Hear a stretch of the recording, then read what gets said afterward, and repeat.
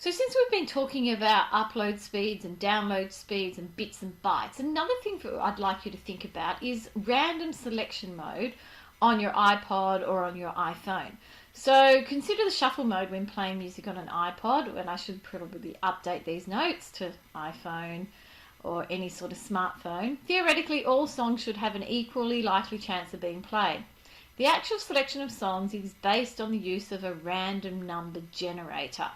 Some things that you could just use on your calculator, randomly doing it. And interestingly, fact is, because with a random number generator, you can have the opportunity of having the same song played twice. I think that Apple have actually designed their random number generator to take that into account and to not play the same song twice. Strange fact. Okay, so let's have a look at the examples and what they mean.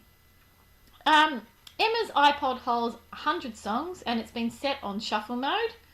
Her favourite song is one of 20 from her favourite group, 5 Seconds of Summer. What is the probability of Emma's favourite song being played next? So now we're looking at our probability, and in this work, it's mathematics and communication, but we're going to bring in stuff that we've already looked at. So if I'm looking at probability of her favourite song, I'll just do fave song. It's got to be, she's got one chance because she's got one favourite out of the 100 all up, and there's our probability.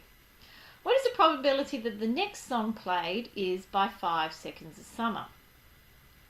Well, the probability of her favourite group, 5 Seconds of Summer, is going to be, well, there's 20 songs on there that are from 5 Seconds of Summer out of 100 songs that she has altogether. And so the probability is 1/5. Now if I look at this one, Orlana buys a new MP3 player. She downloads 5 songs onto it. In how many different ways? Now here's this keyword from when we did our probability. How many different ways could all 5 songs be played with no song being repeated? So if you imagine your first song being played, that can occur in 5 ways. There's 5 ways of that happening. And then to the next song, there's only 4 left to choose from because we have no repetition. Then I've got 3 ways of getting my next song, 2 ways of the next, and 1 way of the last.